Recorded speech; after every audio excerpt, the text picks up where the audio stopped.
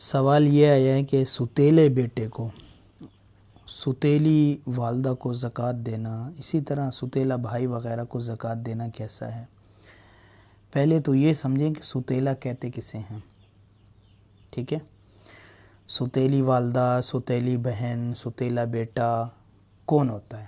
مثال کے طور پہ ایک شخص نے کسی بیوہ سے شادی کی اور اس کے پاس پہلے شوہر سے 3 بچے تھے۔ جب اس نے شادی کی تو 3 بچے اس کے پاس پہلے سے تھے۔ آج کل تو لوگ اسے معیوب سمجھتے ہیں، لیکن پہلے دور میں یہ ہوتا تھا، ٹھیک ہے؟ تو 3 بچے وہ بھی ہیں، انہوں نے شادی کر لی، تو یہ جو 3 بچے ہیں یہ اس کے ستیلے بچے ہیں، ستیلے بیٹے بیٹیاں ہیں، ٹھیک ہے؟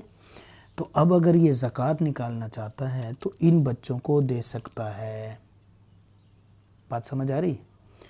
دوسرا، اسی طرح ستیلی والدہ، ستیلا باپ، اب ان 3 بچے یہ بڑے ہو گئے، یہ بڑے ہونے کے بعد مالدار ہو گئے، باپ ذرا غریب ہو گیا، تو یہ سمجھانے کے طور پہ کہہ رہا ہوں، یہی بچے اپنے اس باپ کو، اپنی والدہ کو نہیں دے سکتے کیونکہ سکی والدہ ہے ان کی، یہ بچے اس کو دے سکتے ہیں، کیا زکوٰۃ دے سکتے ہیں، یہ والد ہیں ان کا لیکن اسے دے سکتے ہیں زکوٰۃ۔